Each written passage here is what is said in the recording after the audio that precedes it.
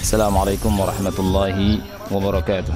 Innal hamdalillah nahmaduhu wa nasta'inuhu wa nastaghfiruh wa na'udzu billahi min shururi anfusina wa min sayyiati a'malina. A'udzu billahi minasy syaithanir rajim.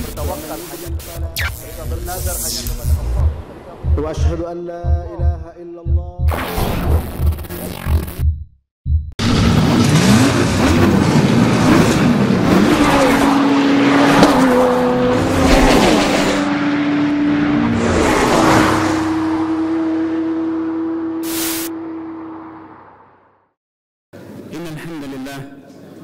نحمده ونستعينه ونستغفره ونعوذ بالله من شرور أنفسنا وسيئات أعمالنا من يهده الله فلا مضل له ومن يضلل فلا هادي له أشهد أن لا إله إلا الله وحده لا شريك له وأشهد أن محمدا عبده ورسوله أما بعد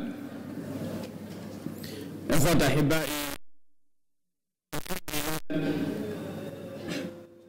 di sore berbahagia ini kita dapat berkumpul di salah satu rumah Allah Subhanahu wa taala untuk bersama-sama tafaqquh, menggali, memperdalam ilmu agama.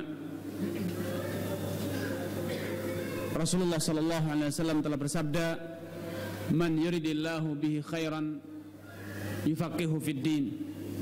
Siapapun yang Allah kehendaki mendapatkan kebaikan, maka indikasinya adalah Allah jadikan dia paham ilmu agama. Itu pertanda bahwa Allah cinta kepada dia. Allah menghendaki adanya kebaikan untuk orang tersebut.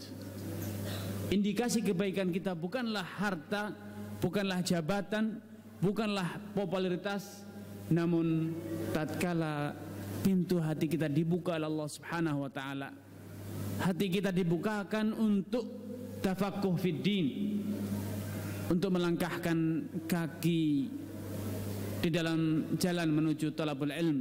Man salaka tariqan yaltamisu fihi ilman sahhalallahu lahu bihi tariqan al jannah.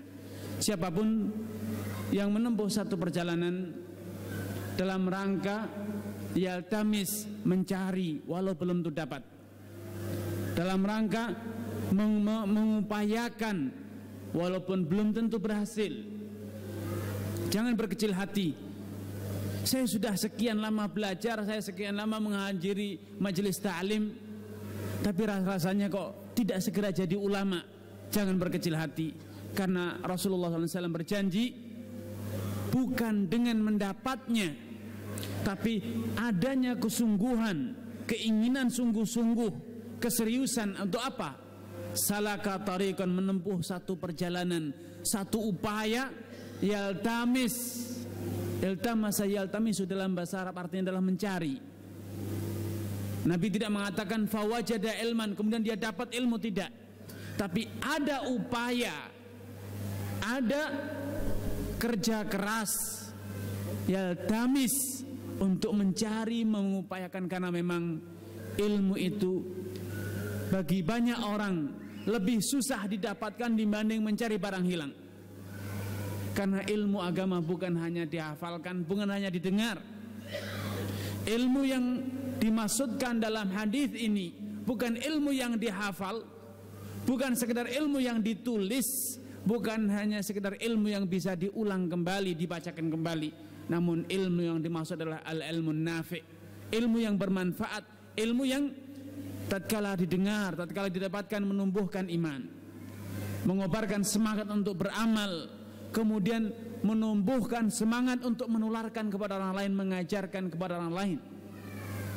Sehingga kalaupun kita tidak berhasil menggapai seluruh tingkatan ilmu tersebut, dari mendapatkannya, kemudian mengamalkannya, kemudian mengajarkannya, mungkin kita mendapatkan satu dari tiga tingkatan itu, menghafalnya.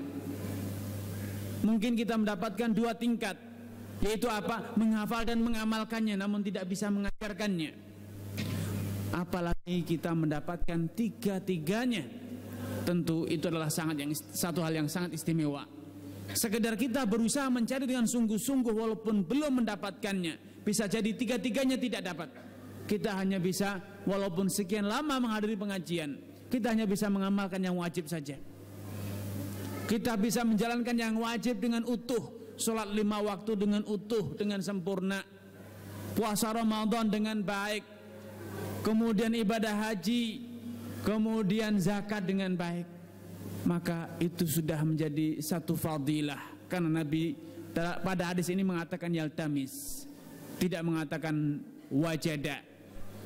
Dia berusaha mencari, menggali, mengais. Sekedar ada upaya ini telah Allah janjikan dengan satu pahala yang sangat istimewa. Man salaka tariqan yaltamisu fihi ilman sahhalallahu bihi lahu tariqan ilal jannah. Allah akan balas dengan apa? Dimudahkan baginya pintu ke dalam surga. Jalan akan menuju kemana? Jalan akan mengantarkannya ke dalam surga. Akhwatul iman, satu tema yang ingin saya ajak saudara-saudara sekalian, alhamdulillah yang hadir banyak dari pemuda. Saya ingin mengajak kita semua untuk merenung, apalagi kita adalah orang yang dimaksud dengan tema ini, pemuda. Pemuda. Saya beri tema ketika panitia menghubungi saya, apa temanya tentang pemuda Ustaz? Saya bilang pemuda selalu saja. Slogan pemuda zaman sekarang, masih muda, buat apa ke masjid? Bukankah demikian? Masih nantilah kalau sudah tua kita baru ngaji. Santai saja lagi, masih muda kita kongko-kongko di pinggir jalan. Masih muda kita happy-happyan. Buat apa anak muda kok serius kayak orang tua saja, kayak aki-aki katanya. Kamu pakai pecian, sarungan ke masjid kayak aki-aki aja. Ada lagi yang bilang, kamu rajin sekali ke masjid, mau jadi akik ya? Lagi musim akik sekarang ya. Yang mau jadi akik kamu rajin-rajin kayak gitu. Anak muda, slow saja lagi katanya. Masih lama hidup kita, masih panjang, belum. Kenapa buru-buru?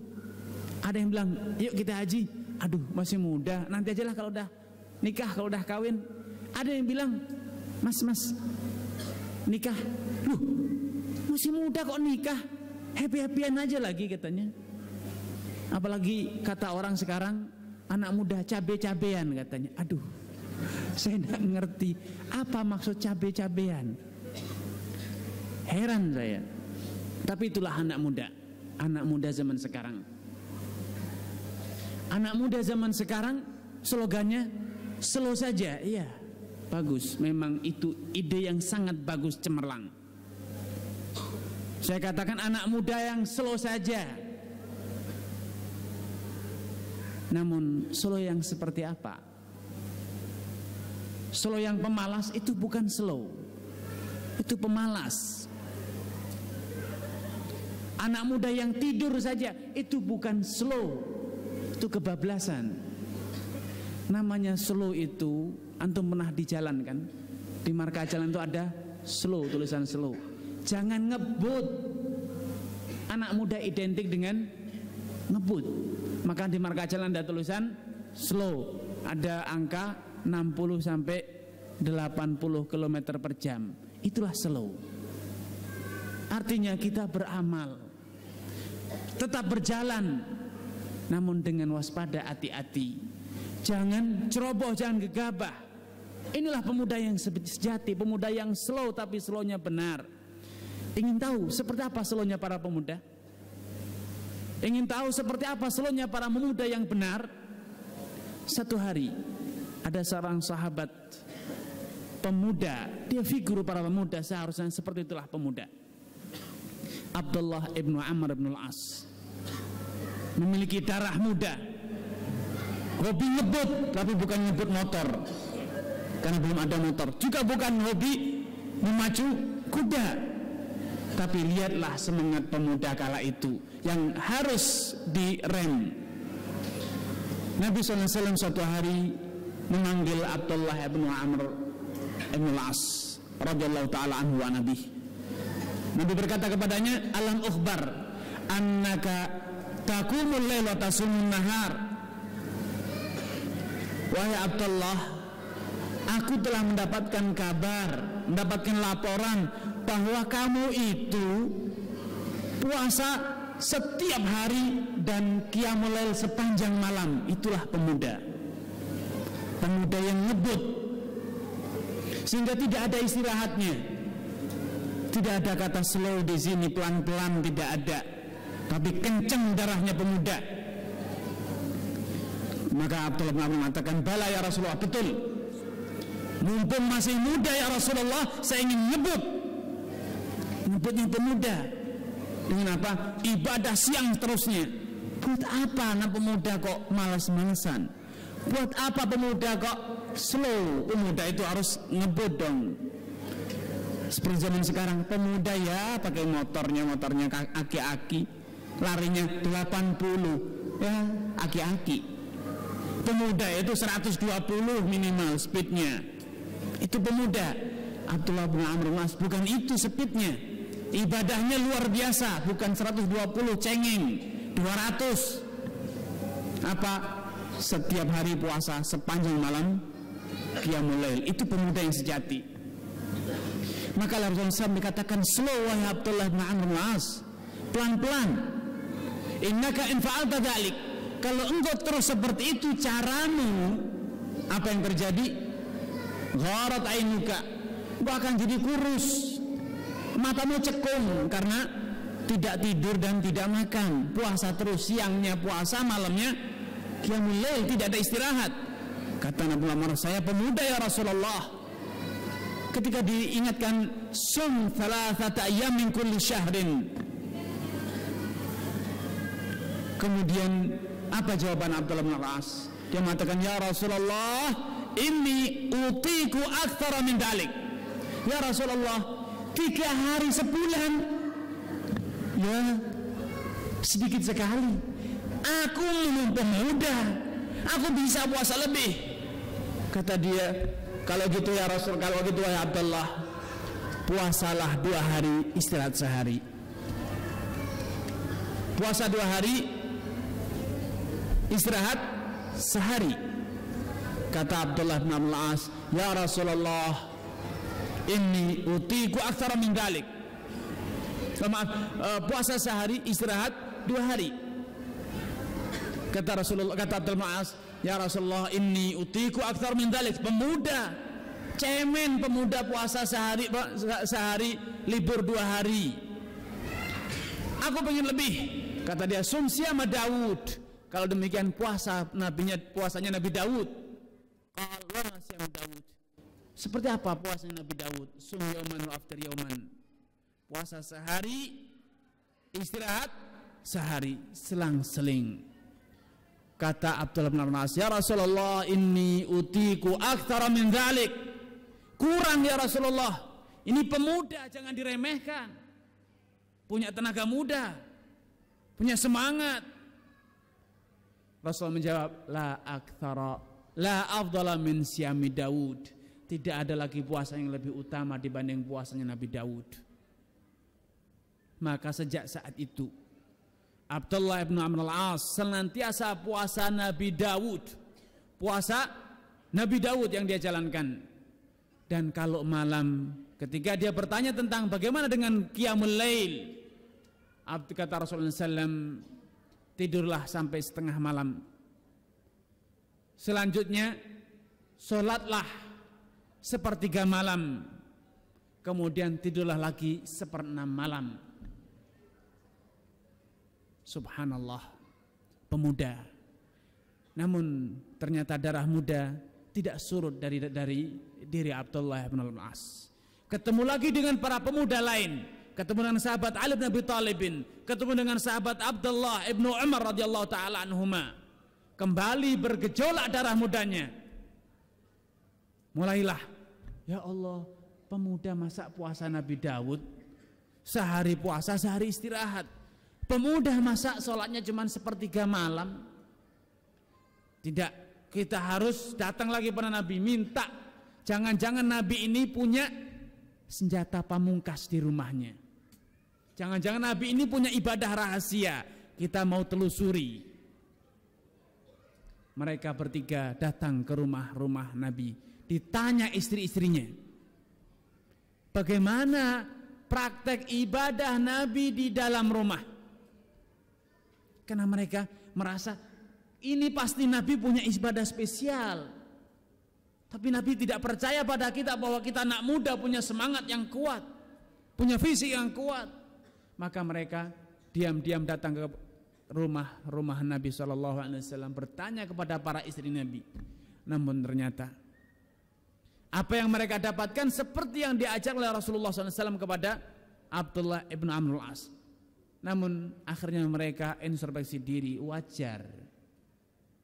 Aina nahnu min Rasulillah. Wajar kalau Rasulullah ibadahnya tidak banyak-banyak. Kenapa? Sudah mendapatkan jaminan. Ghafarallahu lahu ma taqaddama min dzambihi wa ma ta'akhkhar, katanya. Ya wajar kalau Rasul ibadahnya tidak banyak-banyak, slow-slow saja, wajar. Kenapa? Sudah ada jaminan diampuni dosa yang telah lalu dan yang akan datang. Lah kita tidak ada jaminan, maka kembali darah muda bergemuruh. Salah satu dari mereka mengatakan, kalau gitu aku tidak akan tidur malam, aku akan qiyamul lail terus.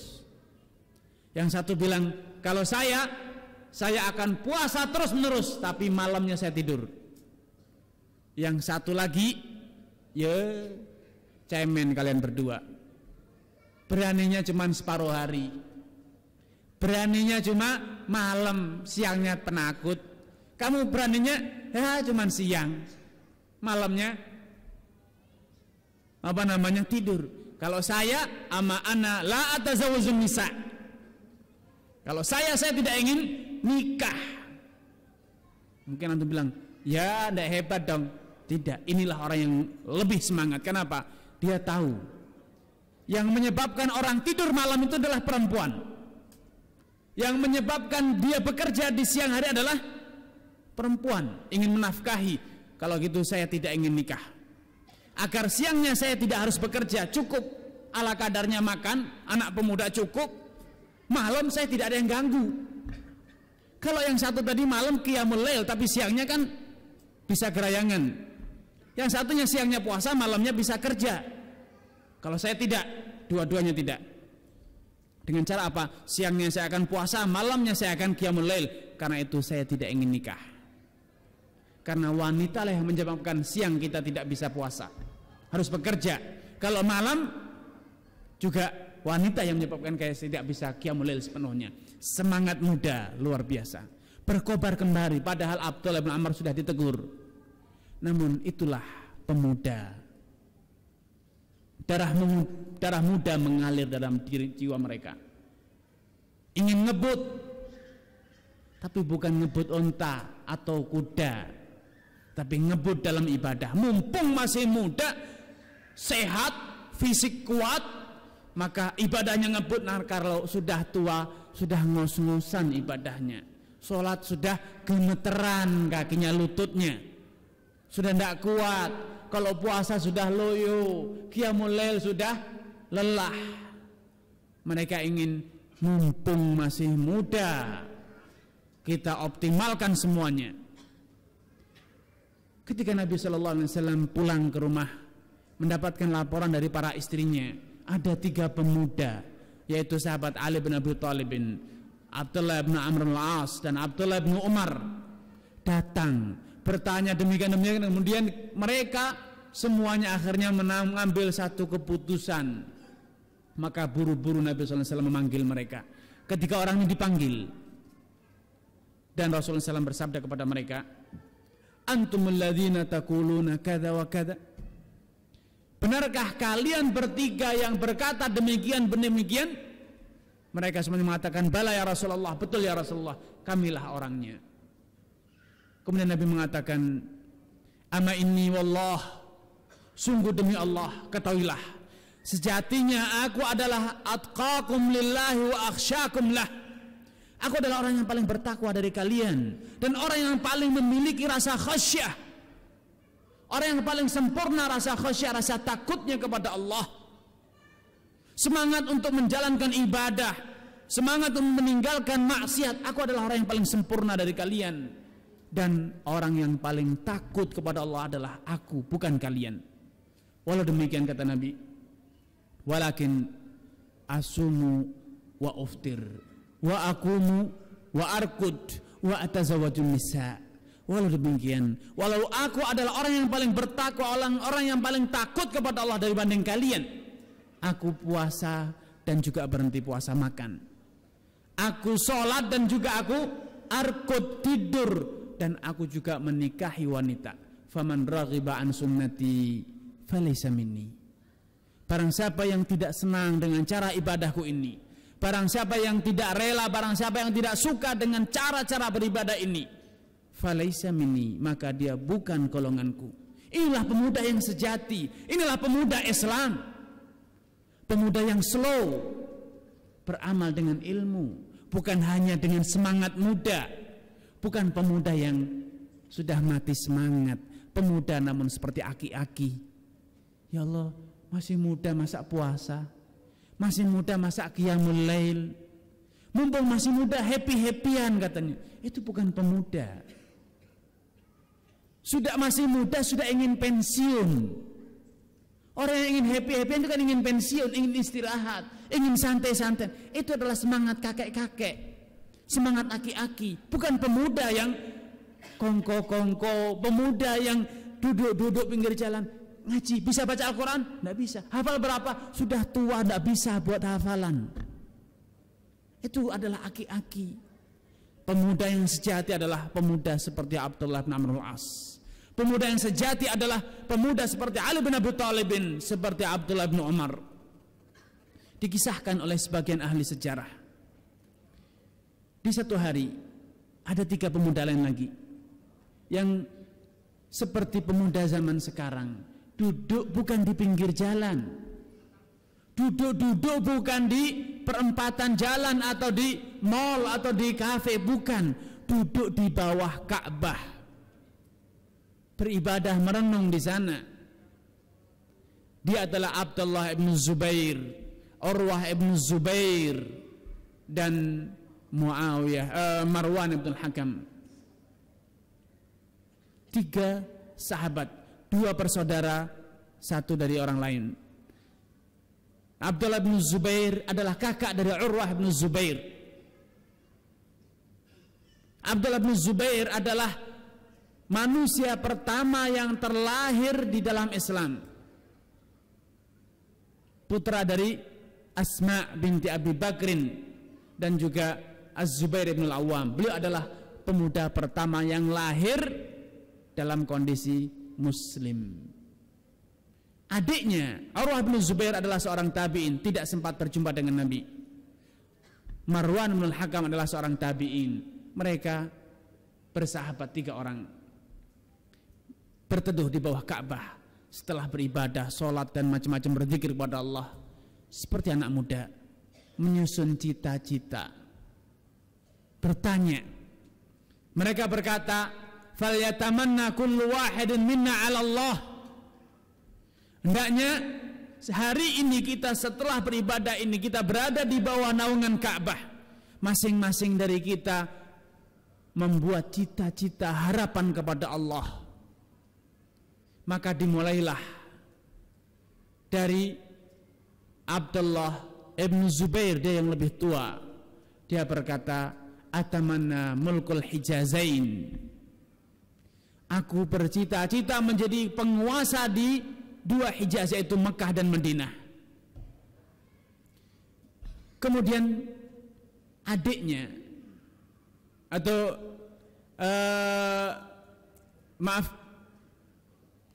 Marwan bin Hakam mengatakan, cuma itu cita-citamu, rendah, hanya menjadi penguasa Mekah dan Madinah.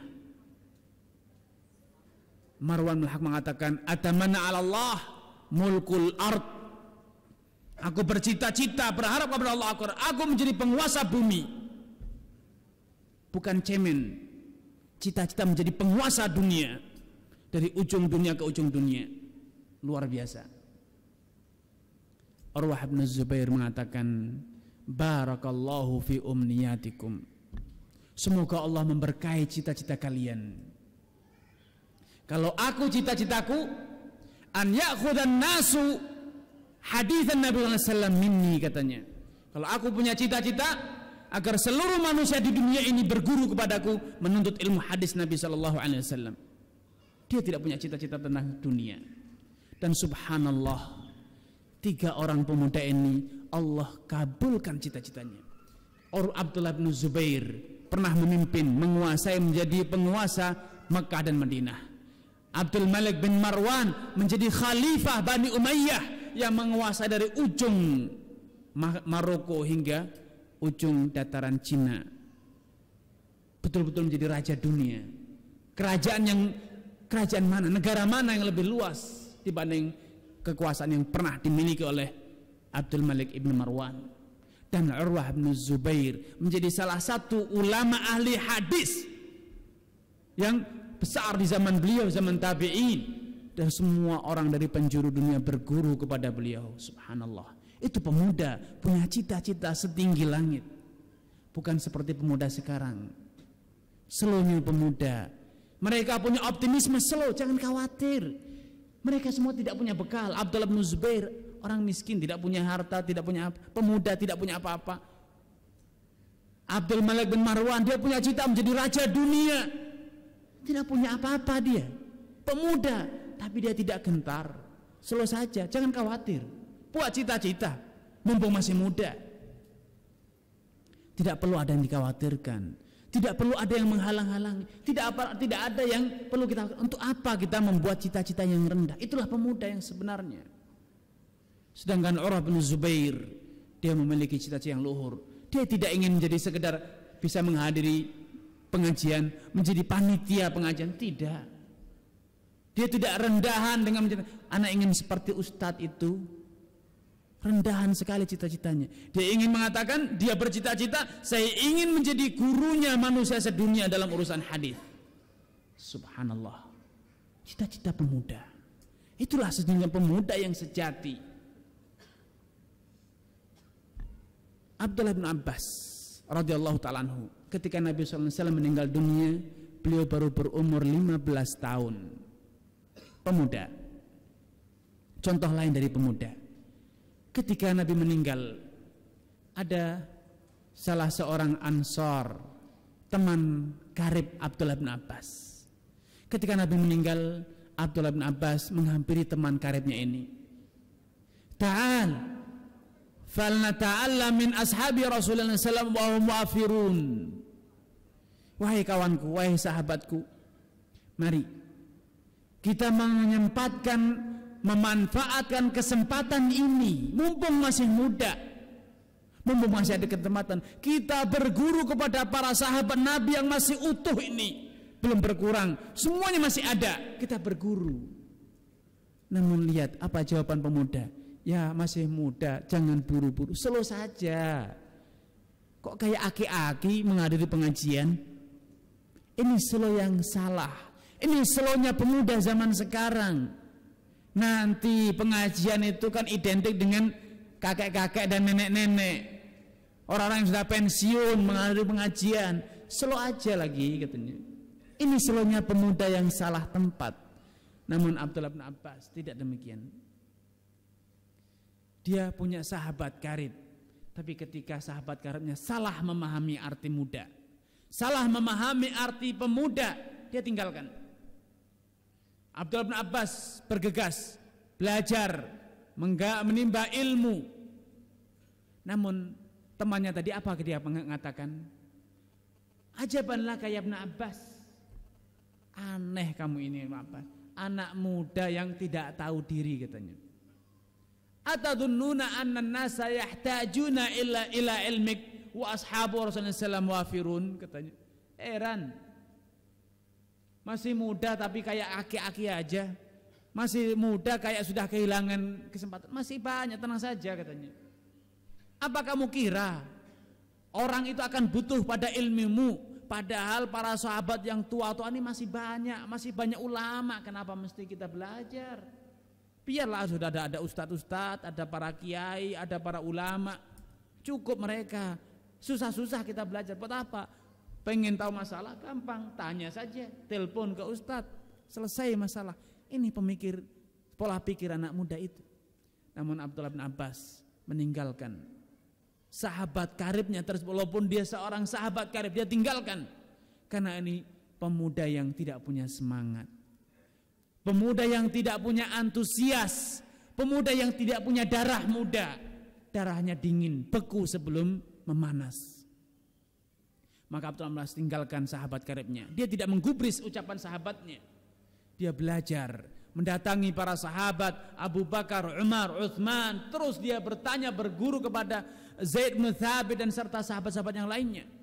Maka subhanallah, seiring berjalannya waktu, tidak begitu lama, subhanallah, kemarin yang menjadi bahan olok-olokan sahabatnya dari Ansar ini ternyata menjadi kenyataan. Falam ash'ur, kata Abdullah bin Abbas, aku tidak sadar ternyata di kanan kiriku sekarang sudah berkeliling ribuan orang. Baru kemarin rasa-rasanya sahabat karib itu mengatakan, ajaban laka ya Ibn Abbas, aneh kamu itu, sok pemuda, sok menjadi kayak orang tua aja ngaji. Pemuda ya duduk-duduk kongko-kongko, slow aja lagi katanya. Slownya pemuda yang salah, namun kaprah di zaman kita.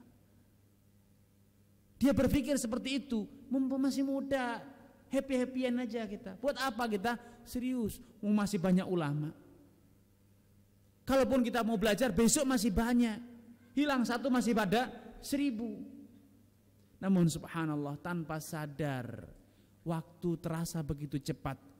Tanpa direncanakan, tanpa dipinta, tidak begitu lama. Ternyata di sekitar Abdullah bin Abbas telah didapatkan ribuan orang menuntut ilmu dari dia. Walaupun dia masih pemuda, walaupun dia masih muda, namun ilmu dia betul-betul sudah matang. Sehingga di zaman sahabat Umar bin Khattab, sangat muda sekali beliau, masih muda belia.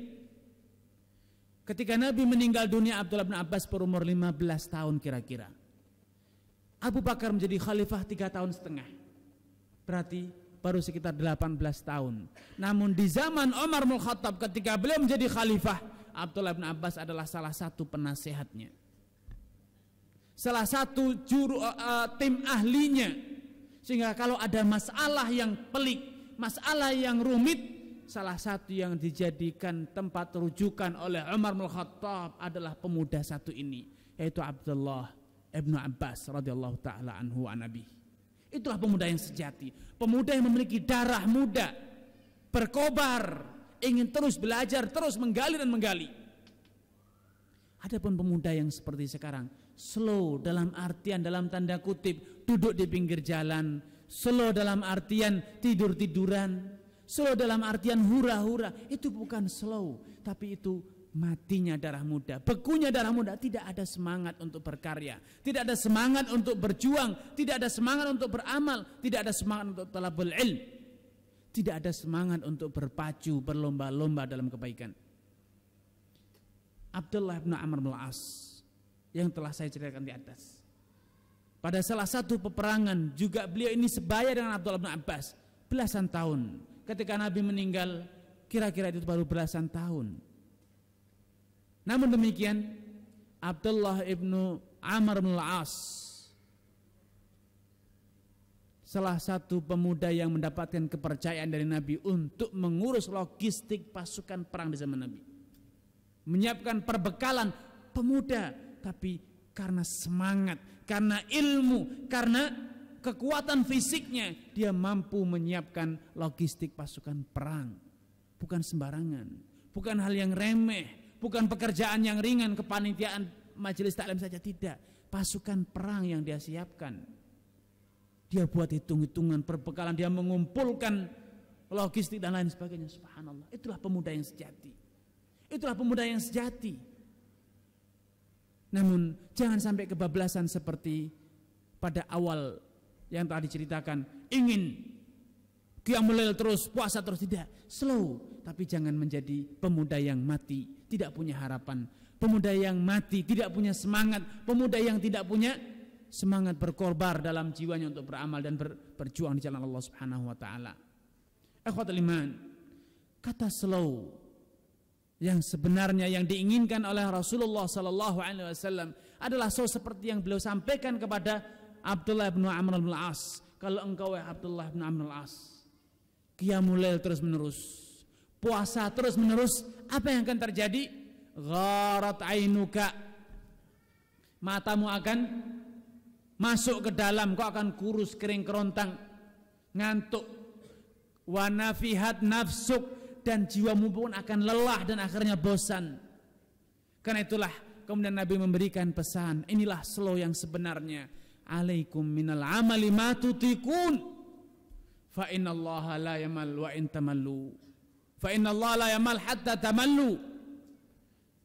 Katanya, hendaknya kalian wahai umatku beramal sesuai dengan kemampuan kalian. Kerahkanlah segala daya yang kalian miliki, amalkanlah hingga engkau mencapai tingkat kesempurnaan yang bisa engkau lakukan. Karena Rasulullah SAW idza amila amalan dawama alaih.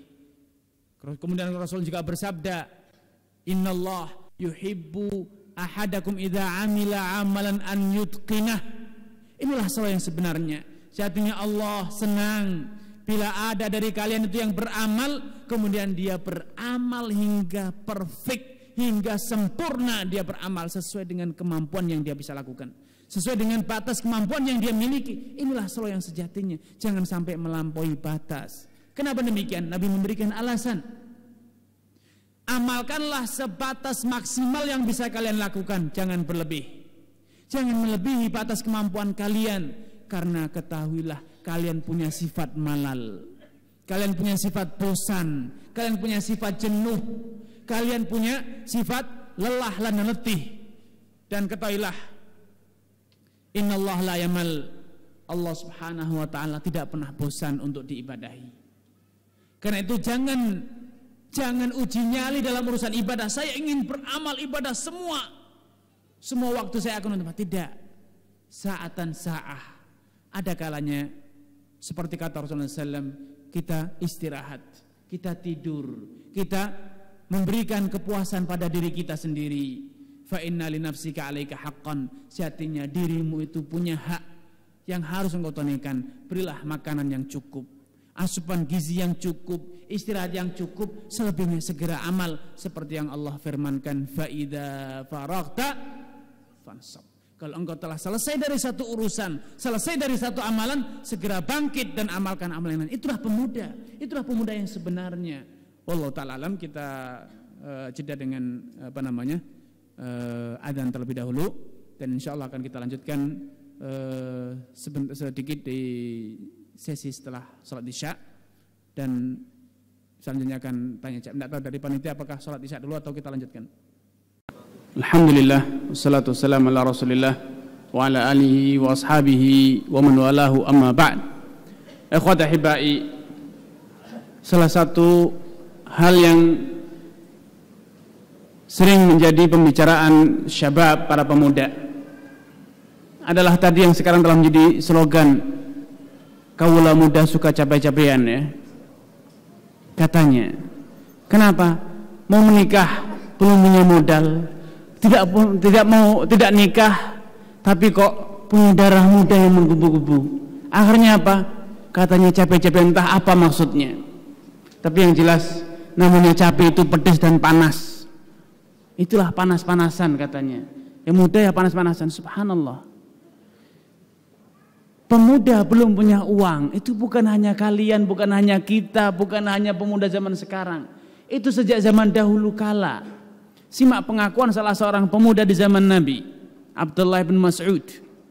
Kata beliau sebagaimana diriwayatkan oleh Imam Muslim, kunna ma'a Rasulullah SAW syababan la najidu syai'a, katanya. Kita dulu di zaman Nabi pemuda, tidak punya apa-apa. Sehingga ketika kita mendengar sabda Nabi SAW, karena Nabi memahami siapa kita dan seberapa potensi kita, kendala yang akan muncul kalau kita nikah, beliau memberikan alasan, memberikan solusi arahan. Ya ma'syarasy syabab, Man istata'a minkumul ba'ata falyatazawwaj. Wahai para pemuda, kalian tuh punya darah muda. Kalau kalian mampu nikah, bisa menafkahi, bisa bertanggung jawab memenuhi kebutuhan istri, maka segera nikah. Jangan tunda-tunda. Karena umur muda itu umur yang bahaya. Punya power, punya keinginan, punya kekuatan, punya kemampuan harta finansial. Bahaya pemuda. Kalau memang sudah punya kemampuan finansial, kemampuan fisik, mental, segera nikah. Jangan pernah tunda. Jangan pernah karir. Jangan pernah berpikir, oh nanti belum punya kendaraan. Tidak. Kalau itu kita lakukan, maka bahaya mengancam. Namun bila kalian adalah pemuda yang tidak punya modal, belum punya kemampuan, Nabi memberikan arahan. Fa'alaikum bisyam, maka rajin-rajinlah puasa. Fa'innahu lahu wija, karena dengan puasa itu akan mengendalikan semangat pemuda, semangat dorongan syahwat para pemuda yang menggembu-gembu. Hendaknya kalian puasa. Nah, hadis ini ikhwatul iman memberi arahan kepada para pemuda untuk menjadi pemuda yang produktif, kreatif. Karena Nabi mengatakan ada dua pilihan. Kalau kalian mampu, kalian punya kemampuan finansial, fisik, tentu pemuda punya kemampuan fisik. Pemuda ini yang harus dilakukan, harus mampu memiliki kreativitas, memiliki keahlian, memiliki skill, asah keahlian kamu. Buktikan kekuatan kamu itu bisa menghasilkan. Karena dengan itulah kalian akan segera menikah. Dan kalau kalian sudah memiliki penghasilan, segera nikah. Karena darah muda, kalau kalian punya uang, punya darah muda, punya semangat, punya syahwat, kekuatan yang luar biasa, kalau dibiarkan semuanya berkumpul bersatu akan menjadi petaka bagi para pemuda. Segera nikah. Kalau tidak mampu, belum mampu, kalau memang harus menunda, maka iringilah dengan puasa. Karena dengan puasa itu akan mengurangi gemuruh darah muda, sehingga akan menjadikan kita terkendali slow, bisa slow dengan berpuasa. Tapi kalau makan enak, harta ada di tangan, darah muda, apa yang terjadi? Ancaman yang terjadi. Karena itu salah satu pemuda di zaman Nabi yang beliau sadar bahwa dia tidak mampu, dia tidak punya harta untuk menikah, yaitu Uthman bin Mad'un, saudara sepersusuan Nabi. Dia sama-sama menyusu kepada seorang wanita yang pernah menyusui Nabi SAW, Uthman bin Mad'un. Dia datang, ya Rasulullah, aku ingin menikah tapi aku tidak punya. Maka izinkanlah aku untuk menggebiri diriku, agar aku tidak tersiksa dengan syahwatku yang menggebu-gebu. Namun Nabi SAW tidak mengizinkan kepadanya. Nabi mengarahkan Uthman bin Mad'un agar tidak putus asa. Karena pemuda yang punya keinginan namun tidak bisa menyalurkannya, apa yang akan terjadi? Satu dari dua. Nabrak tembok atau putus asa. Itu pemuda dengan semangat mudanya, makan enak, lezat, dengan kekuatan. Apa yang terjadi kalau tidak dikendalikan, tidak disalurkan? Maka akan melanggar, akan terjerumus, akan berada dalam ancaman, akan berada dalam kondisi yang sangat rawan dan genting. Namun kalau dia memiliki iman yang kuat, bisa jadi dia akan memutus syahwatnya. Dengan putus asa dia menggebiri diri. Tentu ini dua hal yang tidak diinginkan dalam Islam. Islam tidak mengajarkan dua hal ini. Karena itu Islam memberikan solusi. Jadi pemuda segera berkarya. Jangan mengatakan masih muda kok bekerja, masih muda kok mencari, kan masih pantas minta sama orang tua. Ini salah kita. Kan masih sekolah Ustadz. Apa salahnya kalau sekolah berkarya? Apa salahnya kalau sekolah mencari pengalaman, mencari penghasilan? Tidak ada yang salah. Kata orang tua, kamu sekolah saya cukupi semua. Iya, tapi saya punya semangat muda, punya tenaga muda. Saya bisa kuliah, saya bisa bekerja. Saya bisa sekolah dan saya bisa kerja karena tenaga saya muda. Sehingga walaupun pagi sekolah, sore saya bisa kerja. Tidak lelah, pemuda. Sehingga selesai sekolah kita bisa segera nikah. Bahkan bisa jadi kita masih kuliah, kita masih sekolah, kita bilang kepada bapak, Pak, sekarang tidak usah diberi uang SPP, saya sudah punya penghasilan dan sekarang izinkan saya nikah. Saya bisa menyelesaikan sekolah, saya bisa menafkahi anak orang. Itu pemuda. Karena itu Nabi memberikan isyarat, man istata'a minkumul ba'ah, yang sudah bisa segera nikah. Dan yang belum, kendalikan syahwatnya dengan cara apa? Dengan berpuasa. Sehingga dengan berpuasa itu akan mengurangi, menjadikan semangat muda kita menjadi slow, menjadi berkurang. Kemudian hal yang terakhir yang saya tekan kepada para pemuda. Ingat, umur kita tidak akan abadi di dunia ini. Masa muda itu tidak akan abadi, itu hanya sementara. Itu akan sementara dan akan segera berlalu. Seperti kemarin kita melalui masa-masa kanak-kanak. Tidak terasa sekarang kita telah menjadi pemuda. Dan besok kita akan berkata tidak terasa kita sudah menjadi orang tua. Dan besok kita sudah akan tiba-tiba kita tidak akan merasa tiba-tiba kita sudah dihantarkan ke alam kubur kita. Dan betapa banyak yang pemuda tidak menanti menjadi orang tua untuk dihantarkan ke alam kuburnya. Banyak pemuda yang masih muda, di puncak kepemudaannya dia, kekuatan dia telah diantarkan oleh orang lain ke alam kuburnya. Karena itu jangan terperdaya dengan masa muda. Masa muda tidak selama-lamanya. Belum tentu masa muda bisa kita miliki seutuhnya. Bisa jadi kita hanya memiliki secuil dari masa muda kita. Karena itu dahulu Rasulullah SAW mengatakan, ikhtanim khamsan qabla khams. Optimalkan, segera manfaatkan 5 hal sebelum datangnya 5 hal. Salah satu adalah wasyababaka qabla haramik. Masa mudamu sebelum datang masa tuamu. Itu semuanya akan berlalu cepat. Seperti kemarin kita kemarin terasa masih SD. Sekarang sudah kuliah. Sekarang sudah lulus kuliah. Sekarang bahkan sudah menikah, sudah punya anak, masih pemuda. Dan besok kita tidak akan terasa, oh anak kita sudah dilamar orang. Anak kita sudah datang, Pak izinkan saya menikah. Semuanya itu akan berjalan cepat. Tidak terasa. Karena itu jangan pernah berkata besok. Seperti kata Rasulullah SAW dalam petuahnya, idza asbahta fala tantadhiril masa. Kata Abdullah bin Umar, salah seorang pemuda, beliau berpesan, memberikan pengalaman dia kepada para pemuda, idza asbahta fala tantadhiril masa. Kalau engkau berada di waktu pagi jangan pernah berkata sekalipun nanti sore. Jangan pernah, sekarang atau kalau tidak sama sekali. Karena belum tentu sore itu milik kita. Bisa jadi pagi itu adalah milik kita, tapi sore belum tentu kita memilikinya.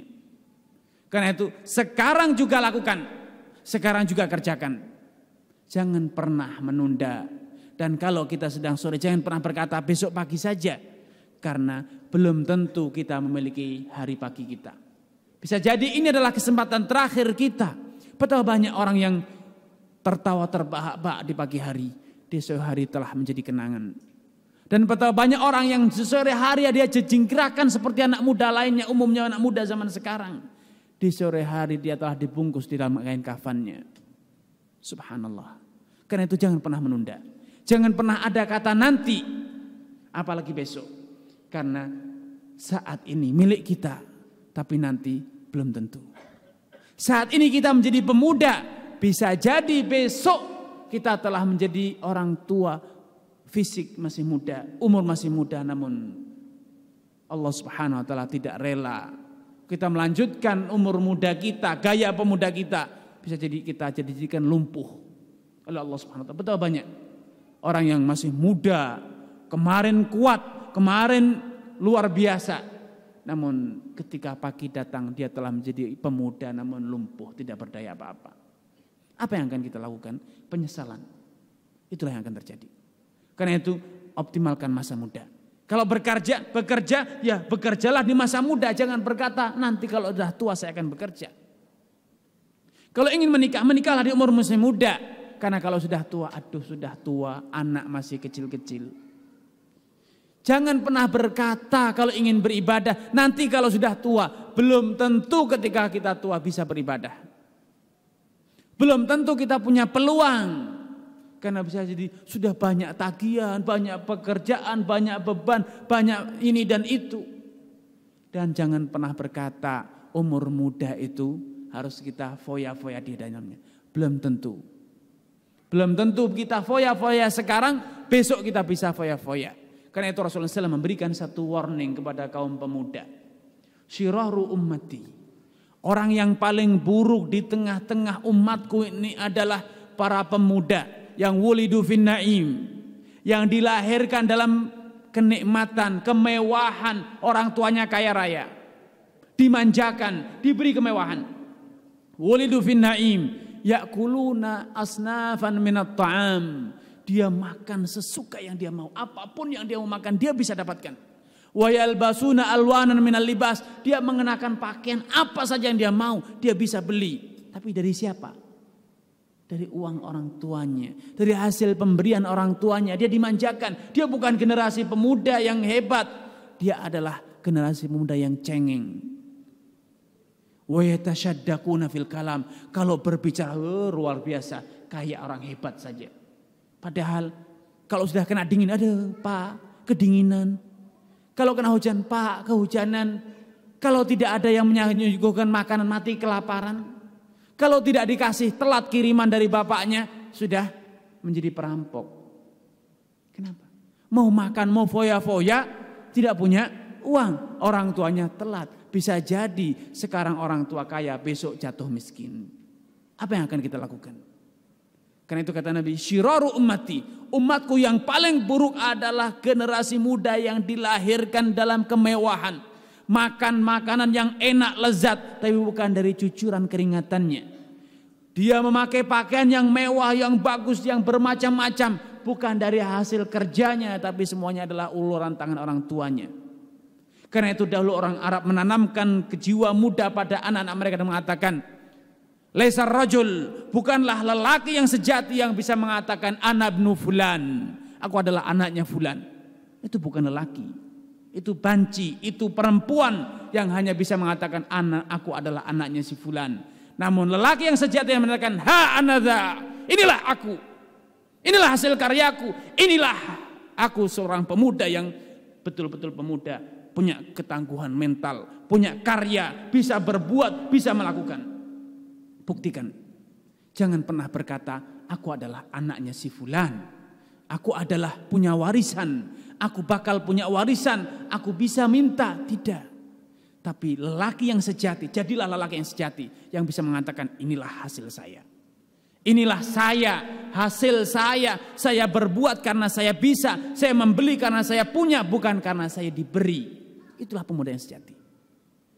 Jadilah pemuda yang sejati, jangan pernah menjadi pemuda yang cemen, pemuda yang cengeng, pemuda yang hanya bisa minta.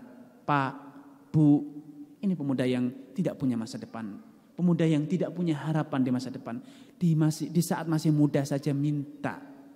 Apalagi nanti kalau sudah tua. Di saat muda saja tidak bisa berkarya. Apalagi kalau sudah tua. Di saat masih muda saja tidak bisa memiliki penghasilan. Bagaimana kalau nanti sudah fisiknya lemah?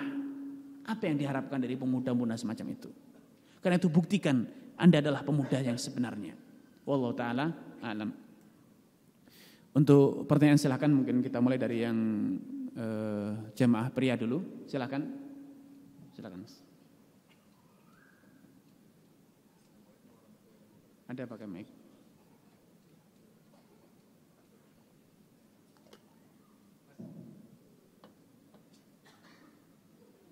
Assalamualaikum warahmatullahi wabarakatuh. Assalamualaikum warahmatullahi wabarakatuh.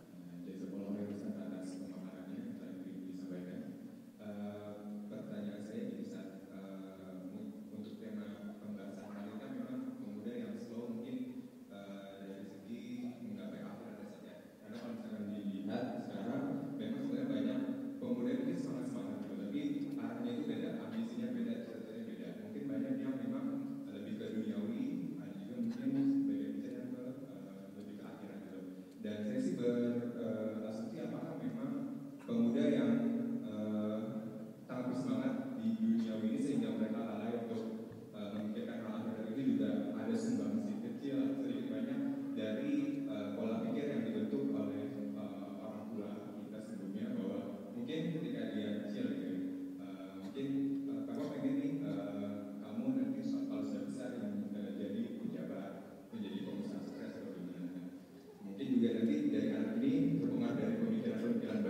ataupun yang sekuler, sehingga mereka sudah mulai memiliki ambisi ke dunia untuk mencapai hal tersebut. Seperti mungkin yang tadi Ustaz sampaikan mengenai menikah. Jadi mungkin ketika disampaikan anak ini harus sukses dulu gitu, jadi mungkin mereka menunda menikah karena memang mereka merasa mereka belum begitu mapan gitu.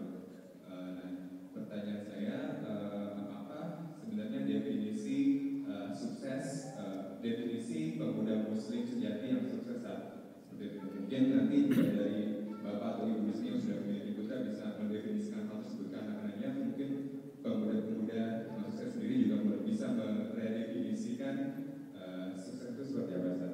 Ya. Ini pertanyaan sangat bagus. Ketika kita ingin misalnya pemuda itu kan biasanya punya impian, punya cita-cita. Ketika kita membuat cita-cita, apakah cita-cita itu yang kita buat, yang kita canangkan adalah cita-cita yang bisa mendukung kita menjadi seorang pemuda muslim yang sukses atau tidak? Jangan-jangan kita memiliki cita-cita justru malah berlawan arah. Akhirnya ketika kita berhasil mewujudkan cita-cita justru dikatakan gagal. Ini adalah satu pertanyaan yang bagus. Ketahuilah, untuk menjawab pertanyaan ini kita harus mengetahui untuk apa kita ada. Kita harus tahu orientasi kita apa. Skala prioritas dalam hidup kita apa. Ketika kita mengetahui kita adalah hamba Allah, maka orientasi utama kita adalah menjadi hamba Allah. Untuk menjadi hamba Allah itu bukan berarti hanya di masjid. Oh berarti kalau gitu Ustadz saya harus ngaji terus di pojokan masjid, sholat terus, puasa terus, makan tidak makan, tidak minum, saya qiyamul lail terus, tidak. Tadi telah saya sampaikan, Nabi memberikan gambaran pemuda itu adalah pemuda yang menyeluruh, pemuda yang bukan hanya pemuda dari satu sisi saja, jadi agama saja tidak. Dia seperti kata Nabi, puasa, ya makan, sholat, ya tidur, dan juga nikah. Artinya dia membangun masa depan. Dia punya anak, istri. Kemudian ketika beliau memberikan arahan dengan siapa kita menikah, Nabi memberikan satu gambaran optimisme yang luar biasa. Nikahilah wanita yang subur, kamu punya banyak anak. Kalau namanya dimotivasi banyak anak itu kan berarti kita harus memotivasi diri untuk bisa menafkahi banyak orang. Ini optimisme. Tapi kalau zaman sekarang, kalau saya nikah tak cari aja keluarga yang kecil. Anaknya cuma 1-2 saja, nanti kalau punya anak ya 1-2 saja. Ini kan sudah loyo sebelum berperang, kalah sebelum berperang. Nabi tidak menggambarkan pemuda itu berarti harus puasa. Bahkan Nabi melarang seperti Abdullah bin Amr al-As yang ingin meninggalkan kehidupan dunia. Beliau tanamkan bahwa seorang yang bertakwa itu, dia menjalankan ibadah, puasa, sholat iya, istirahat juga, tidur juga, makan juga, dan juga melampiaskan. Makanya beliau mengatakan, wahai para pemuda, nikahlah. Yang sudah mampu nikahlah. Nabi tidak memerintahkan kita ini. Namun bagaimana kita mengkombinasikan antara cita-cita dunia dengan menjadi seorang hamba yang patuh kepada Allah Subhanahu wa taala, menegakkan ibadah kepada Allah. Yang ada di zaman sekarang adalah satu dari dua. Pemuda yang rajin ibadah namun lalai akan dunianya, tidak punya semangat untuk berkarya. Dia beranggapan bahwa kalau beribadah berarti tidak mungkin berkarya. Kalau berkarya berarti tidak mungkin beribadah. Seperti yang digambarkan yang difahami oleh Abdullah bin Amr al-As pada awalnya. Dan yang sisi kedua, pemuda ya jauh-jauh dari masjid. Mumpung masih muda ya senang-senang dunia, berkarya, berkarir.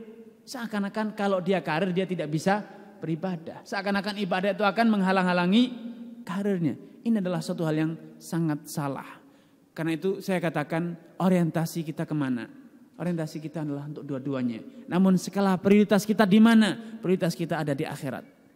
Kita berkarya di dunia untuk menunjang akhirat. Saya bekerja mengajari penghasilan bukan untuk kita foya-foya, untuk kita nikmati di dunia, tidak.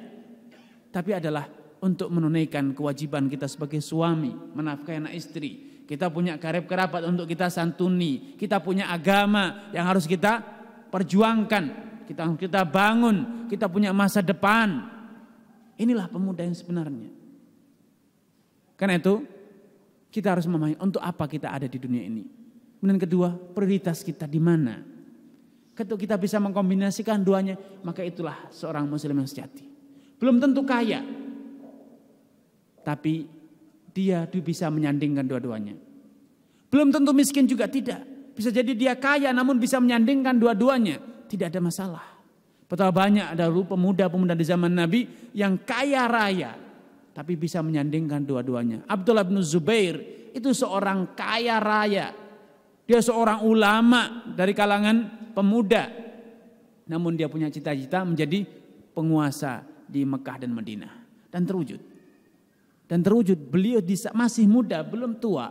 Dia telah menjadi penguasa kota Mekah dan Madinah. Karena itu, sekali lagi saya katakan, jawablah pertanyaan dalam diri kita. Untuk apa saya ada di dunia ini? Untuk membimbing kita kepada pertanyaan kedua, bagaimana saya bisa mengkombinasikan antara cita-cita dunia saya dengan kewajiban kita sebagai hamba Allah Subhanahu wa taala. Tidak saling bertentangan, bahkan semuanya saling mendukung. Karena kalau kita menegakkan agama, Allah akan mudahkan urusan dunia kita. Mangkanat hammuhu ad-dunya, barang siapa yang orientasi dia, pusat pemikiran dia, obsesi dia itu hanya dunia saja, maka Allah akan cerai beraikan urusan dia. Dan Allah tidak akan beri kepada dia kecuali memang sudah kadarnya. Namun orang yang orientasinya, obsesinya itu adalah akhirat. Mangkana hamul akhirah. Orang yang orientasi dia, pikiran dia itu adalah akhirat. Semuanya harus tertuju untuk akhirat. Dia berkarya, bekerja, mencari penghasilan juga untuk akhirat. Apa yang akan terjadi? Maka Allah akan kumpulkan urusan dia. Allah akan satukan sehingga tidak tercerai-berai. Allah akan mudahkan. Dan wa yarzuqu min haitsu la yahtasib. Allah akan beri rezeki dia dari jalan-jalan yang dia tidak duga-duga. Karena itu Imam Ibnu Hajar Al-Asqalani mengatakan hadis ini memberi petunjuk pada kita bahwa dunia kita tidak akan sempurna kecuali dengan akhirat. Dan bahkan dengan akhirat kita bisa menggapai dunia kita. Wa'adallahu alladziina aamanu wa 'amilus shalihat. Allah berjanji kepada orang yang beriman dan beramal saleh, Allah akan jadikan pemimpin mereka di muka bumi ini. Dalam ayat lain, man 'amila shalihan, barang siapa yang beramal saleh, wa huwa mu'min, sedangkan dia dalam kondisi beriman, falanuhyiyannahu hayatan thayyibah, akan kami berikan dia kehidupan yang damai, kehidupan yang bahagia. Namun sebaliknya, wa man a'rada 'an dzikri fa inna lahu ma'isyatan dhanka. Siapapun yang berpaling dari jalanku, berpaling dari agamaku, berpaling dari mengingatku, maka akan aku beri dia kehidupan yang dongka, kehidupan yang sempit. Dia merasa terhimpit. Walaupun dia kaya raya, dia mendapatkan hatinya itu gersang, hatinya sempit. Wallahu a'lam. Silakan yang lanjutnya, yang kedua.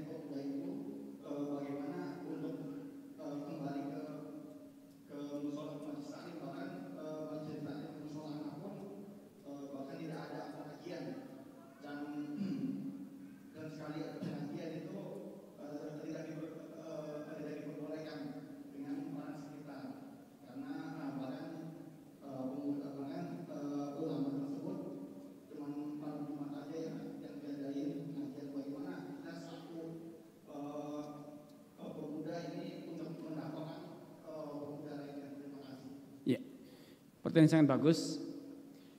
Untuk berdakwah itu tidak mesti dalam bentuk kajian, kunjungan ke rumah, obrolan, diawali dari obrolan tentang ya anak muda, oh gimana, main bola apa tadi, berapa, menang gak tadi, dia udah obrolan bola. Kemudian masuklah dalam tema-tema. Orang punya rencana kerja di mana? Mulai mengarah serius. Pintu kerja. Kita bicara tentang pekerjaan. Obrollah pekerja sana sini. Sedikit demi sedikit kita mulai masuk. Iya, mumpung masih muda kita berkarya. Nanti kalau sudah punya uang, kita berkeluarga. Sudah mulai mengarah serius. Berkeluarga, kita mendidik anak. Mulai pintu masuk itu, mendidik anak, mendidik istri. Mulailah berbicara tentang pendidikan. Bagaimana kita nanti akan mendidik kalau kita ini tidak tahu apa-apa. Anak istri kita, bagaimana anak istri kita nanti. Mulailah bicara tentang hal-hal yang ringan. Saya contohkan. Suatu hari ketika saya pulang dari Surabaya ke Jember. Di bis Akas. Kalau mau ke Jember tuh naik bisnya bis Akas. Bis Patas ya. Mungkin orang Jawa Timur tahu. Di sebelah saya adalah seorang pemuda, dia seorang marketing motor. Ada satu merek motor, katanya untuk daerah Jember dan sekitarnya, Jember, Lumajang, Bondowoso, dan Situ Bondo hanya ditarget 4 unit. Merek baru, harganya ratusan juta. Sehingga untuk semua daerah ini hanya ditarget 4 dia menjualnya. Dia di training ke Surabaya untuk memasarkan 4 unit itu saja. Dia bercerita tentang kehebatan motor yang akan dia pasarkan, dia ceritakan sana kemari. Saya mendengar, oh gitu ya. Saya timbali, oh Masya Allah berarti bisa buat ngebut kencang itu. Iya, dan punya kelebihan dia ceritakan semua. Sudah puas, saya rasa dia sudah puas menceritakan tentang produk dia. Saya balik, mas saya mau nanya, kalau lagi pakai motor itu kenceng, ada lampu merah itu gimana solusinya? Direm mendadak bisa jungkel enggak? Yang jungkel pak kalau remnya mendadak pak. Duh, dia belum sadar, saya sudah mendapatkan satu pintu poin. Oh gitu pak ya, jadi berarti harus pinter pak ya, harus lihai, itu berat motornya. Kalau rem mendadak bisa terpelanting, bisa mati pak kalau itu bisa ketindih. Oh ya, kredit poin bagi saya satu masuk.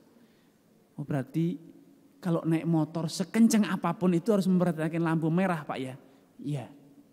Dia mulai bingung, kok kayak gini pertanyaannya, tidak bermutu sekali. Tidak apa-apa. Tapi saya sudah punya kredit poin, dia sudah mulai bengong. Oh gitu pak ya. Jadi dalam hidup itu ternyata ada lampu merah pak. Dia mulai sadar, mulai terperangkap dia dalam perangkap saya. Iya pak, kalau enggak ya ditilang polisi, kalau enggak nabrak, kalau enggak jungkel pak. Ya, dalam urusan hidup pun demikian. Hidup itu ada rambu-rambunya. Kalau ditabrak ya tabrakan nanti kena mobil lain, melanggar, ditangkap. Dalam hidup pun seperti itu, ada aturannya, itu syariat. Kalau kita mau mengendarai motor yang luar biasa tadi itu kita harus kenal rambu-rambu. Nah kita di dunia ini di alam yang luar biasa. Lebih canggih dibanding motor yang Mas pasarkan tadi. Coba organ kita, tubuh kita ini adalah suatu sistem yang luar biasa. Serba. Nah ini kalau tidak diikuti aturannya, rambu-rambunya yang jungkel kewalik-walik mas saya bilang. Hidup tidak punya aturan. Kalau motor saja ada aturannya. Kalau motor harus ada bensinnya, tidak pakai bensin tidak jalan. Hidup pun demikian. Nyawa kita ini punya bensin mas. Perut kita bensinnya nasi. Lah nyawa kita bensinnya di mana? Kita punya nyawa. Sudah terkunci dalam perangkap saya. Saya banjir, bukan sekedar ngalir, banjir semua yang saya bisa keluarkan, saya keluarkan sampai Jember. Karena saya diceramai sekitar 1 jam, saya rela 1 jam tidak apa-apa, luput. Saya merasa tidak apa-apa, saya giring dia ke perangkap saya. Tapi saya berpikir sampai Jember tidak akan diam, saya akan omongi. Itu kredit poin. Di kereta dari Solo ke Surabaya. Ada seorang sudah cukup, ya sudah setengah bayar, udah umur 50-an. Saya meletakkan tas, saya sapa, selamat sore Pak. Karena saya tidak tahu muslim atau tidak ada indikasi muslim atau tidak, saya waspada. Permisi Pak, selamat sore, kenalan. Nah ketika dia mengenalkan nama, saya baru indikasi ini non muslim. Namanya nama yang identik lah gitu. Akhirnya saya perkenalan. Dia terkejut melihat saya jenggotan kok nyapa duluan. Dia masih dalam keadaan cengang gitu, saya terus ngomong. Setelah dia sadar bahwa saya akan mendakwai dia berbalik. Dia mulai bertanya, Mas tadi saya itu, Mas siapa itu, saya terus terang terkejut. Oh iya Pak, Bapak terkejut karena saya jenggotan kan? Oh iya Mas, seperti teroris masuk perangkap saya. Dia tidak sadar bahwasanya dia masuk dalam perangkap. Dia mengatakan kayak teroris. Oh iya betul Pak, teroris pada jenggotan, betul Pak. Ya, saya bilang enggak apa-apa, silakan masuk terus Pak, masuk terus. Dia ngomong terus, akhirnya gimana itu? Kok seperti itu? Merusak, sadis, membunuh, dia jelek-jelekan habis teroris. Dia tidak sadar dia masuk terkunci rapat dalam perangkap saya. Iya Pak, saya mau tanya setelah dia ngomong luar biasa, dari Solo dia ngomong berhenti di Surabaya. Saya sudah bertekad, dia mulai dia jual saya beli, saya punya semen. Dia mulai menyinggung jenggot, saya akan layani sampai Surabaya. Ya Pak, betul Pak. Tapi saya mau tanya Pak, itu para teroris itu jenggotan seketika ngebom atau setelah ngebom Pak? Masuk dia Pak, aduh, dia setelah di penjara. Oh iya Pak, berarti kalau yang jenggotan itu belum jadi teroris Pak. Yang jadi teroris itu yang sudah cukur jenggot itu siap ngebom. Kalau yang tidak jenggotan itu berarti teroris kelas kakap karena dia siap ngebom. Kalau masih jenggotan itu berarti masih kelas teri, belum siap ngebom. Karena tidak mungkin dong Pak orang jenggotan pergi ke kafe. Kan tidak mungkin. Kalau mau ngebom pasti cukur jenggot dulu Pak. Karena itu kalau mau dicurigai, curigai yang tidak jenggotan. Karena dia sudah siap jadi pengantin. Lihatlah semua aktor pengeboman. Ketika ngebom tidak ada yang jenggotan. Kena satu dia. Rupanya dia tersinggung. Karena dia tidak jenggotan. Kurang ajar ini anak ini kata dia. Akhirnya dia masuk lagi. Berarti istrinya cadaran. Wah betul Pak. Saya bilang betul, masuk lagi dalam perangkap saya. Alhamdulillah, bersyukur. Saya akan buktikan nanti. Bapak akan malu sendiri. Cadaran. Kenapa kok seperti itu cadaran? Tertutup. Menakutkan. Oh, iya Pak. Bapak ingin tahu jawabannya? Iya. Karena saya pelit Pak. Heran.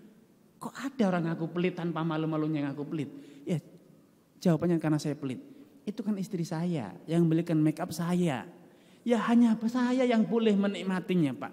Bapak enggak boleh ngelihat. Tapi Bapak itu terlalu dermawan. Bapak yang belikan make up, Bapak yang biayai semuanya, saya boleh ikut ngelihat Pak. Bapak kok dermawan sekali gitu loh. Padahal Pak, kalau uang 10.000 dari Bapak itu nongol di saku saja Bapak buru-buru dimasukkan. Lah paha istri Bapak nongol terus kok tidak pernah ingin dimasukkan Pak. Dermawan sekali Bapak. Saya sengaja seperti itu. Jengkel luar biasa dia. Akhirnya dia terpancing karena saya memulai, dia memulai. Maka saya layani terus seperti itu. Ngobrol.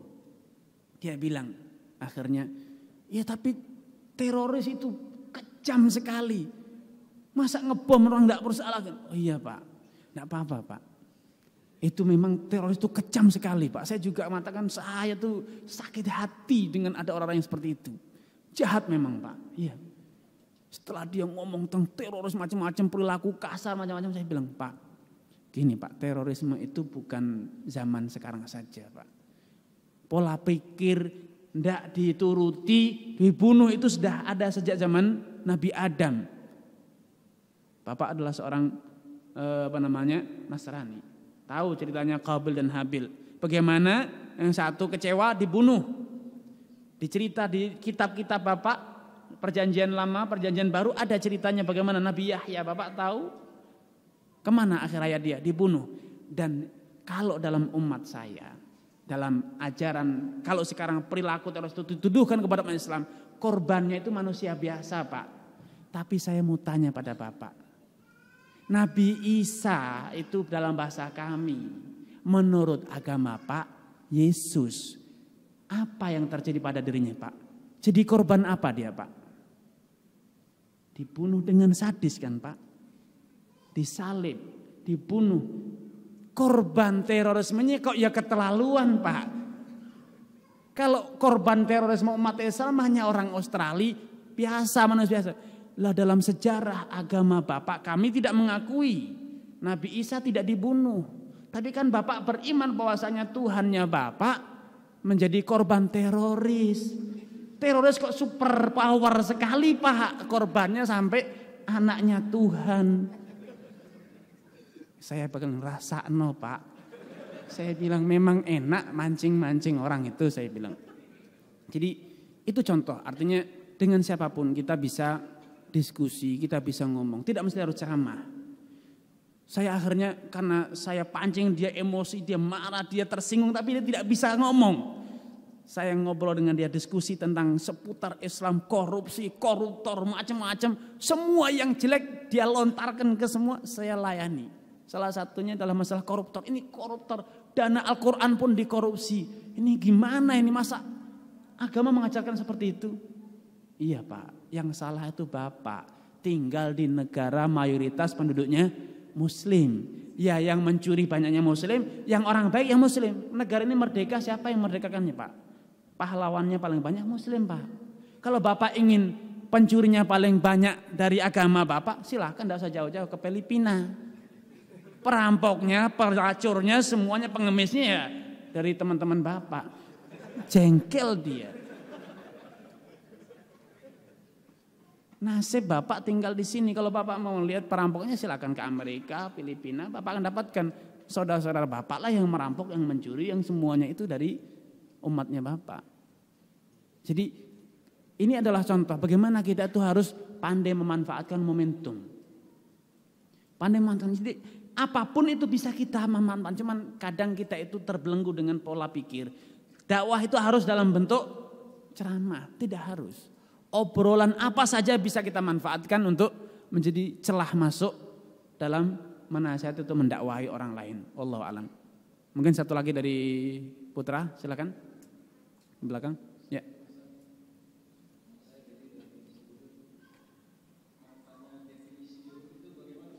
Definisi apa? Juhud. Ya.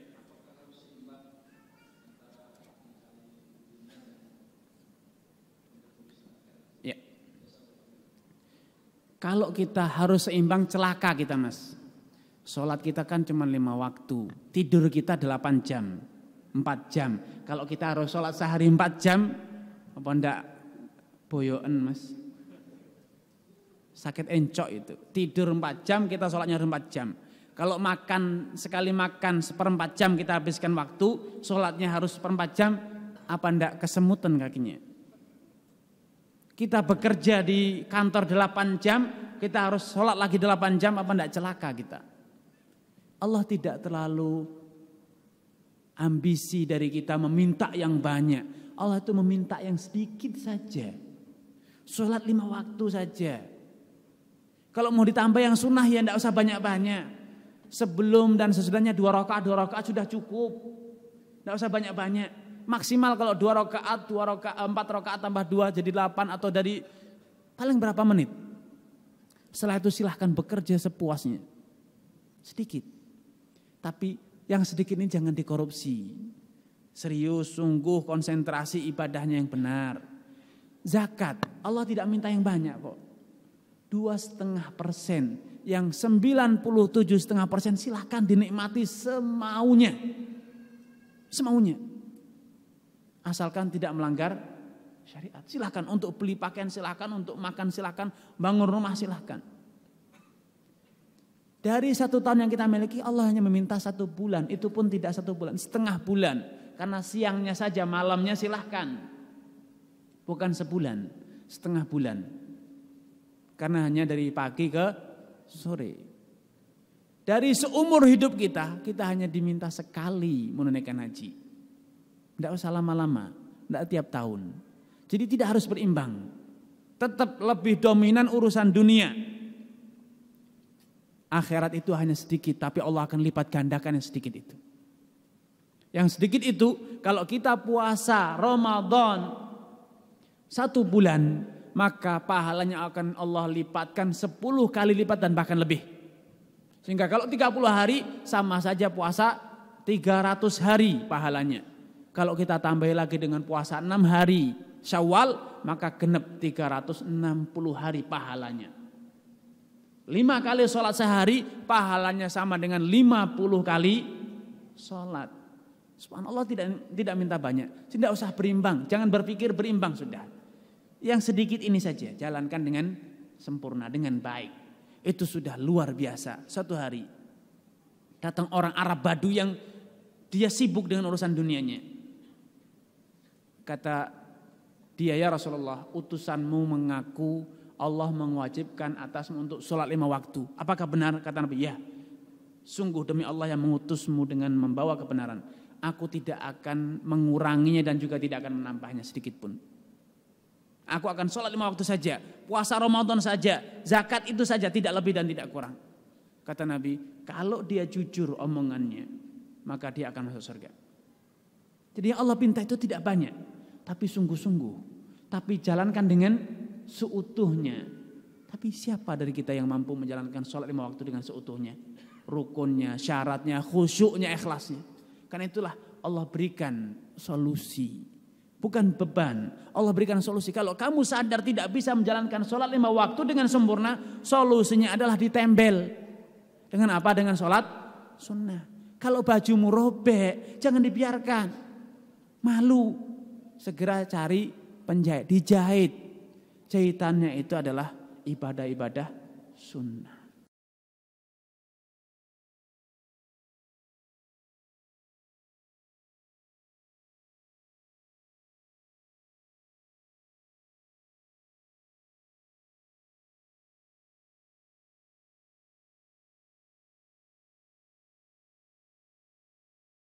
Jadi itu bukan beban, tapi itu adalah dispensasi dari Allah, keringanan. Kalau Allah mau, Allah wajibkan kita sholat sempurna. Kalau tidak sempurna Allah tolak. Namun Allah tidak seperti itu. Allah itu karim, Allah itu Allah pemaaf. Kalaupun sholatnya kurang sempurna, silahkan ditutupi dengan amalan yang lainnya. Ada dispensasinya. Jadi sholat sunnah itu adalah keringanan. Makanya Allah ringankan sholat sunnah itu. Tidak bisa berdiri, capek berdiri silahkan duduk. Tidak apa-apa. Walaupun sehat walafiat. Saya kalau berdiri malas duduk. Boleh walaupun tidak sakit. Sholat sunnah. Tapi kalau sholat wajib harus berdiri. Diringankan. Kalau saat saya tapi Jakarta kalau harus nunggu sholat sunnah di masjid. Tidak bisa saya saat ketinggalan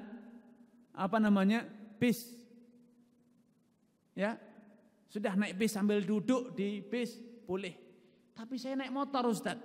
Boleh sholat sambil naik motor, sholat sunnah tapi kan tidak bisa menghadap kiblat. Tidak harus menghadap kiblat sholat sunnah. Kalau kita sholat sunnahnya dengan kendaraan, tapi kalau sholat di tempat berdiri harus menghadap ke kiblat. Keringanan yang luar biasa, dimudahkan sehingga tidak ada alasan bagi siapapun. Saat di Jakarta ini macet, apa salahnya kita nunggu macet sambil sholat sunnah di kendaraan kita sambil berkendara. Dengan apa? Dengan isyarat Allah terima seperti sholat yang sempurna. Kurang apa lagi? Allah mudahkan. Jadi yang Allah minta itu tidak imbang dunia akhirat. Kalau sampai diminta imbang dunia akhirat celaka kita. Allah minta sedikit, namun tunaikanlah yang sedikit ini dengan sempurna. Allah akan lipat gandakan. Wallahu a'lam. Mungkin kita buka pertanyaan dari akhwat. Mungkin ada yang ingin bertanya langsung, silakan.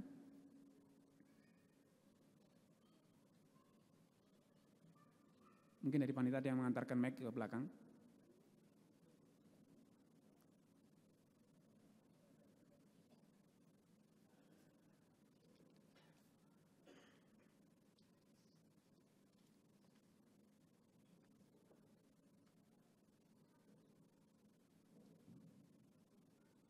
Assalamualaikum warahmatullahi wabarakatuh. Assalamualaikum warahmatullahi wabarakatuh. Silakan langsung pertanyaannya. Afwan Ustaz, ada keluar dari Jerman boleh? Silakan. Mau nanya tentang pekerjaannya. Kalau seorang programmer IT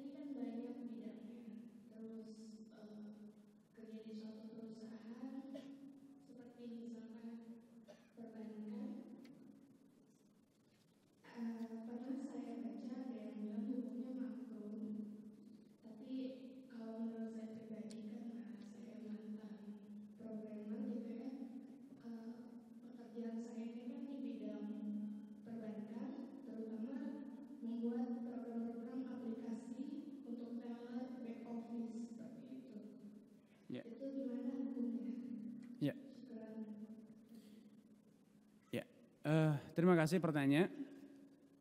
Pekerjaan apa saja yang mensupport perbuatan yang diharamkan maka hukumnya haram. Karena Allah telah menegaskan wala ta'awanu 'alal itsmi wal udwan. Jangan tolong-menolong dalam perbuatan dosa. Dan sistem perbankan atau perbankan yang ada adalah riba. Maka ketika kita mensupport pekerjaan mereka berarti kita mensupport praktek riba dan itu haram hukumnya. Karena itu solusinya manfaatkanlah skill itu untuk membuat program-program untuk perusahaan-perusahaan lain atau membuat program-program yang bisa kita jual lepas tanpa tahu untuk apa. Karena kalau kita tidak tahu halal hukumnya. Asal program itu dimanfaatkan untuk hal yang baik, bisa digunakan untuk hal yang baik, untuk akuntansi, untuk yang lainnya terserah, tidak tahu apa. Tapi selama kita tidak tahu, insya Allah halal. Tapi kalau kita sudah tahu akan digunakan untuk perbuatan yang haram, maka kita tidak boleh melayani order tersebut atau permintaan tersebut. Karena itu ini salah satu ilmu yang madorot, yaitu bertanya untuk apa kalau saya buatkan.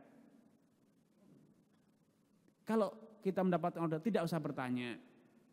Tidak usah bertanya dari mana uangnya, tidak usah bertanya. Pokoknya saya menerima uang, saya buatkan program, terserah untuk apa. Untuk jualan atau untuk yang lainnya saya tidak tahu. Dan juga tidak mau tahu. Tapi kalau kita sudah tahu, maka kita harus menunjukkan sikap. Kalau itu akan digunakan yang haram, kita tidak boleh. Tapi kalau akan digunakan untuk yang halal, jual beli, untuk akuntansi, untuk program teller di misalnya supermarket atau yang lainnya, maka halal hukumnya. Wallahu ta'ala alam. Silakan yang lain. Silakan.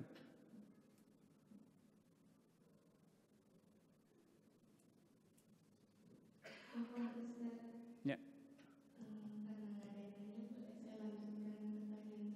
Silakan. Kalau misalkan untuk seperti ada ATM bersama gitu, ini kan untuk lintas uang seperti itu juga ada programmernya seperti itu. Apakah itu termasuk halal atau haram? Ya.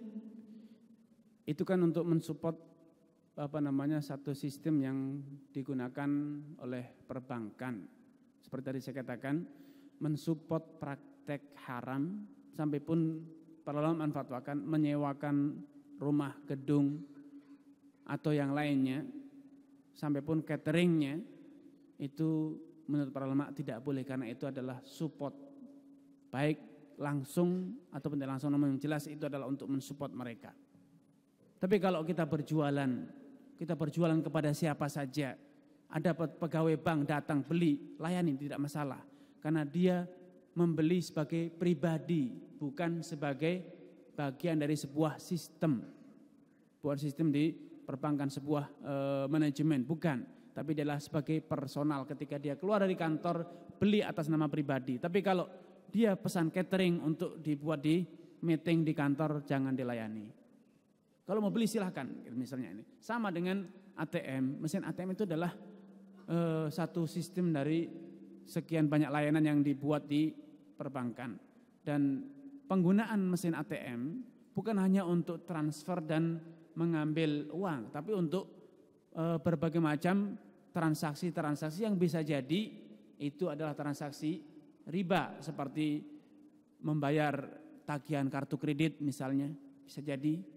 Bisa untuk melunasi piutang yang berbunga, bisa jadi. Dan masih banyak lagi yang itu jelas-jelas menyimpang dari aturan syariat Allah Ta'ala alam. Baik, kalau tidak ada, kita akan akhiri perjumpaan kita dengan membaca. Assalamualaikum warahmatullahi wabarakatuh.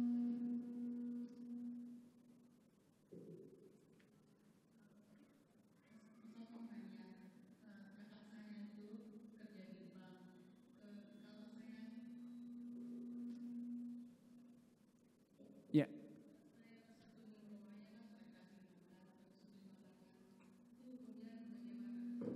Ya. Cukup? Baik.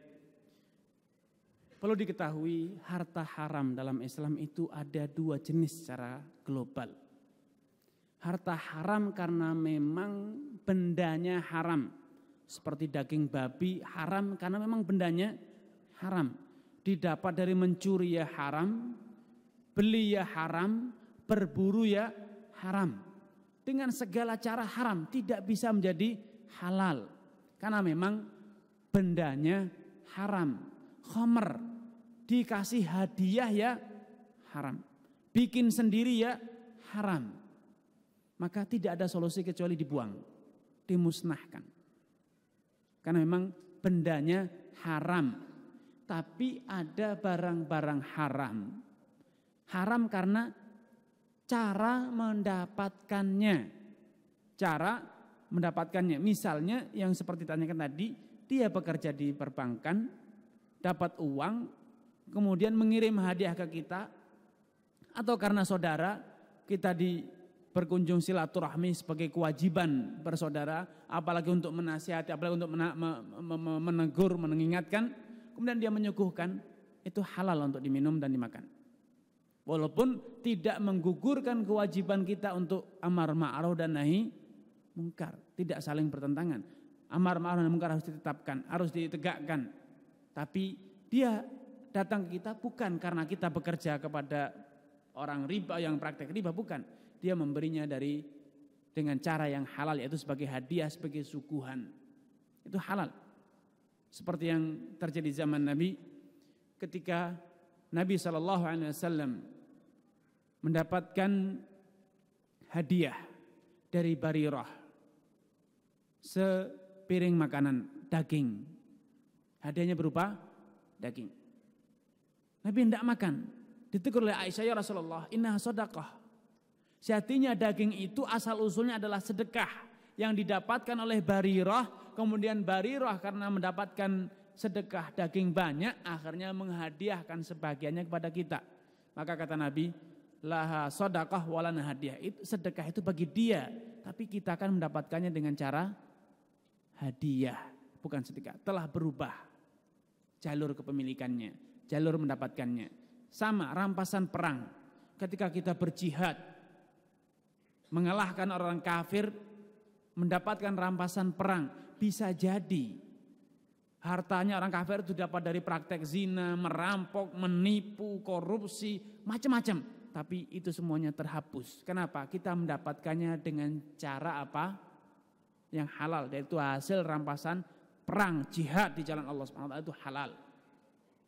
Sehingga kalau haramnya itu dari jalur cara mendapatkannya, maka kalau kemudian berpindah tangan kepada kita dengan cara yang halal, maka halal. Seperti kita berjual beli, kita tidak boleh bertanya kepada orang, mas kerja di bank mas ya. Saya tidak mau jualan kepada pegawai bank. Mas uangnya dapat utang di bank mas ya. Mas uangnya dapat ngerampok ya, mencuri, jangan. Nanti digorok. Bahkan itu termasuk bid'ah yang diingkar oleh para ulama mengatakan menanyakan asal usul harta orang lain itu tidak boleh. Kecuali kalau memang kita sudah tahu dia dapat mencuri, nasihati, tegur. Tapi kalau tidak tahu, diam. Dia membeli dari kita, layani. Tapi kalau kita ragu, takut, khawatir dituduh sebagai penadah, yaitu nasihati, jangan diterima kalau kita khawatir. Tapi kalau kita tidak tahu menahu, kita boleh menjual, boleh membeli, karena kita mendapatkan itu dengan cara yang halal. Wallahu ta'ala alam. Mungkin kita akhiri dengan kafaratul majlis. Subhanakallah bihamdika asyhadu an la ilaha illa ant astaghfiruka wa atubu ilaik. Wassalamualaikum warahmatullahi wabarakatuh.